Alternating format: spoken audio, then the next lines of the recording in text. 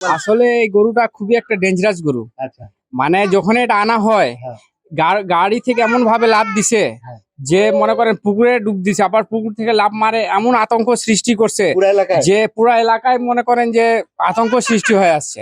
ওর কাছে যাওয়া তো দূরের কথা, ওর কাছে মানে সামনের দিকে যাওয়া যাচ্ছে না, এমন ভয়ঙ্কর আকৃতি করতেছে। আচ্ছা। মানে এমন করতেছে যে কোনো একটা দুর্ঘটনা করতে পারে, মনে করেন যে আহত হয়ে যাবে এরকম অবস্থা। আচ্ছা, এখানে তো ভালো ভালো কসাইরা আছে, তারা কি পারে নাই? কেউ সাহস পাচ্ছে না এখন কেউ পর্যন্ত। সাহস পাচ্ছে না। না, কুরবানি দেওয়ার দেখেন ওর কাছে গেলে কিন্তু যেভাবে ফিস ফিস করতেছে, তো কাকে ধরে কাকে পটকায়। এখানে আশেপাশে যারা রয়েছেন তারাও কিন্তু আতঙ্কে রয়েছেন। অলরেডি যেখানে তাকে বাধা হয়েছে তার পাশে কিন্তু ক্যাম্পের পানি সরবরাহের টিউবওয়েল রয়েছে, সেটাও ক্ষতিগ্রস্ত হয়েছে এবং এটি একটি যাওয়ার রাস্তা। এই রাস্তা কিন্তু কাল থেকে বন্ধ রয়েছে, মানুষ আসা যাওয়া করতে পারতেছে না। সবচেয়ে বড় কথা, কুরবানি দেওয়ার কথা ছিল কিন্তু কুরবানি দেওয়ার সাহস পায়নি। ভালো ভালো কসাই এসেছে, মানুষজন এসেছে, কিন্তু তার কাছে কেউ ভিড়তে পারতেছে না।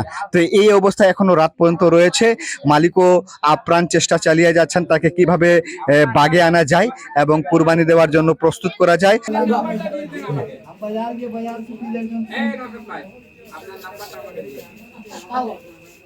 মত মারবে